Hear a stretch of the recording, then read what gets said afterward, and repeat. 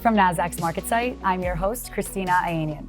And joining me today is Joe Diamond, CEO of Axonius. Joe, great to see you. Congratulations. Thank you. Pleasure. Great to be here. So we're here celebrating $200 million in ARR. That's incredible. And your permanent role as CEO after being interim CEO.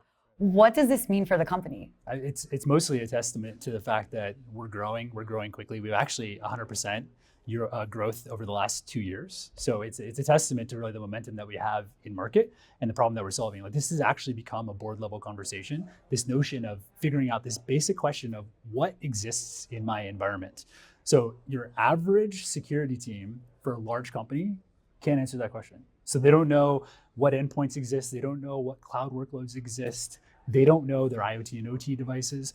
And as we've added effectively AI agents as a new threat vector and as a new asset class, as we think about it, all of these are vulnerabilities that can potentially be exposed. So this notion of asset intelligence has become really one of the most foundational important decisions that organizations are looking to make right now. And that's exactly what Axonius solves for. And it also sounds like you're really listening to your customers' needs and wants and developing on that. So for viewers who may not know, who aren't in the cybersecurity world, what does Axonius do? Yeah, so asset intelligence is the name of the game for us, right? So what we do is we connect to all the downstream systems that they have in their IT stack and all of their security controls. And off of that, we're able to basically build a list that is always up to date of all of the items, all of the devices that exist across that entire organization, and basically give them issues across it and allow them to respond to issues for the organization. So it might be that certain devices are not patched, or that certain devices are insecure because they don't have a specific agent installed on it, which is like an antivirus agent as an example. So that is the core of what it is that we do.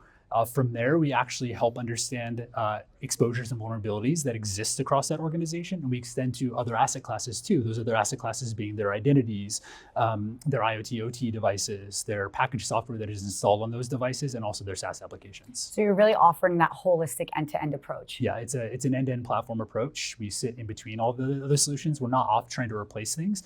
We're integrating with the things that they have to make them significantly better, more secure, and provide better visibility and response. Going off of your points, why is asset intelligence so critical for businesses right now? For one, you can't secure what you can't see is like the most foundational component of it. Most organizations are going to know about 50% of their environment. And even then, they're kind of putting a finger in the wind and they're guessing.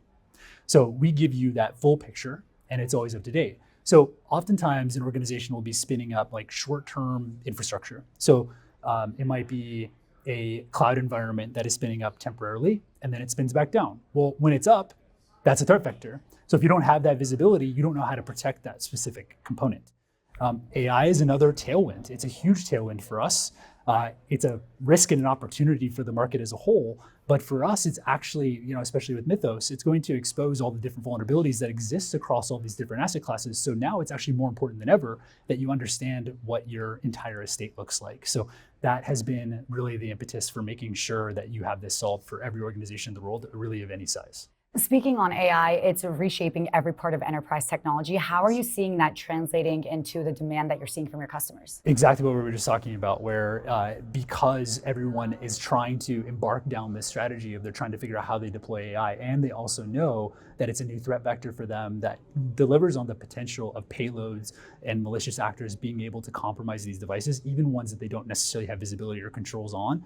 Now it's more important than ever that they have that visibility and that they have that control. So it's no longer okay to be an ostrich and bury your head in the sand and just hope for the best. You have to make sure that you understand that entire footprint. You're taking this seat at such a critical time. So as CEO, how will your leadership change the direction that Axonius is headed in? I don't think leadership styles should change. I'm a big believer in culture. I'm also a big believer in focus. It's always mostly about making sure that you're delivering on a few things really well and not trying to boil the ocean and do everything. And then I also am a huge believer in making sure that you are following the lead of your customers and the market as a whole. So it's like if a lot of people are asking you to solve a specific challenge and it's thematic and you're hearing it as a recurring theme, that's probably something that you should address. So we tend to be as customer first as we possibly can be, because our customers at the end of the day are the folks that got us here. And we're going to ride that as much as we can. Federal has always been and is a growing part of your business. Absolutely. And your platform is deployed in over 90 US agencies. Yes. What are you seeing in DC right now? A lot of it isn't necessarily a particularly huge shift. They do have a lot more requirements, and in some cases they have more sophistication in terms of the security things and compliance requirements that they have to be able to address across each of these agencies. So they may have a very specific and immediate requirement to solve this asset intelligence layer that they use to then solve all the other programs that they have across their organization. So that is oftentimes what starts the conversation, but it's not what ends the conversation, because we have other expansion opportunities with those agencies as well into those different asset classes that we just talked about, which are all different products that they can expand into over time. With these expansion opportunities, looking ahead, what does the future look like? What would success look like in the future? I think it's a matter of selling what we have and adding value with what we have very effectively. So we always want to make sure that we're landing with this notion of cyber assets and then extending into exposures and helping them understand like the risks and vulnerabilities that exist across all those different assets. And then it's very logical for us to say, do you want to extend this to your identities? Do you want to extend this to your SaaS applications and so forth? And we're always adding new asset classes over time. One of those asset classes is, of course, going to be AI agents, right? So having visibility as being able to inventory those, understand what are they doing, what do they have access to, what can they do, what can't they do, what did they do, and so forth. That is something that is going to be of paramount importance for us to be able to solve, and we'll add new asset classes over time as well. It's an exciting time to be in this space, safe to say. It is. It's certainly always changing and evolving, and that's what makes it interesting, and that's what makes it fun, and that's what also makes it really challenging at the same time. And we're looking forward to following your continued growth. Joe, thank you so much for joining. Thank you. I appreciate it. It was great to be here.